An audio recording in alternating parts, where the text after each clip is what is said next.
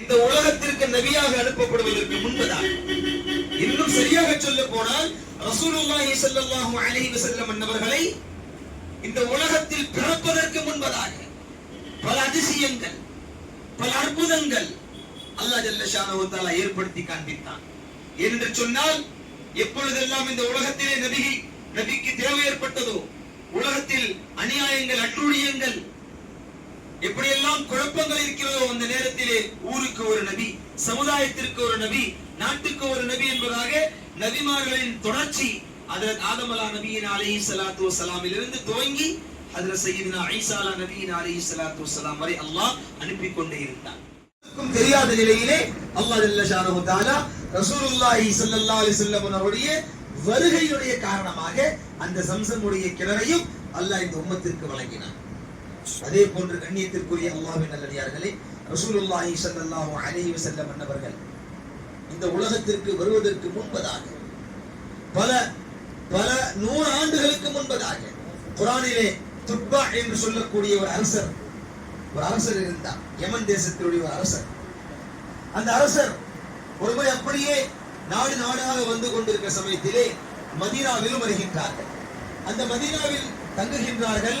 மதீனாவில் தங்கின பிறகு அவர்களோடு 400 உலமாக்கள் இருந்தார்கள். அவர்களெல்லாம் அஹ்லே கிதாபாக இருந்தார்கள். கண்மணி நாயகம் ஸல்லல்லாஹு அலைஹி வஸல்லம் பற்றி பல கிதாபுகளிலே அல்லாஹ் அறிவிப்பு செய்து விட்டார். ஆகையினால் தான் அந்த அஹ்லே கிதாபுகளை அவர்கள் எல்லாம் எதிர்பார்த்து கொண்டிருந்தார்கள். காபத்துல்லாவை பார்த்தவுடன் நம்முடைய சிந்தனைகள் எப்படி இருக்கும்? காபத்துல்லாவை பார்க்க வேண்டும் என்று சொந்த பந்தங்களை விட்டு, வியாபாரங்களை விட்டு, குழந்தைகளை விட்டு காபத்துல்லாவை பல வருடங்களாக கிப்லா கிப்லா கிப்லா என்று பார்க்க தொழுதமே. அப்படிப்பட்ட கிப்லாவை பார்க்கும் பொழுது நம்முடைய சிந்தனை எப்படி இருக்கும்?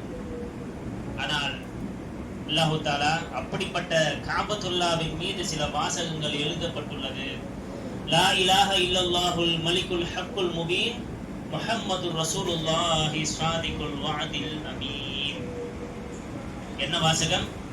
லா இலாஹ இல்லல்லாஹுல் மலிக்குல் ஹக்குல் முபீன் முஹம்மதுர் ரசூலுல்லாஹி ஸாதிகுல் வஅதில் அமீன். இந்த வாசகம் காபத்துல்லாஹ்ல எழுதியிருக்கும். பார்த்து ஒரு வாசகம் மாதிரி எழுதியிருக்கும். நம்ம டக்குன்னு பார்த்தா படிக்க முடியாது. ஹதீஸில் குதுஸில் வருகிறது, எந்த நபர் இந்த விக்ரை அதிகமாக ஓதுவாரோ அல்லாஹ் தஆலா அந்த நபருக்கு பரக்கத்துகளை, ரிஸ்குகளை அதிகமாக கொடுக்கிறான். ஏனென்று சொன்னால்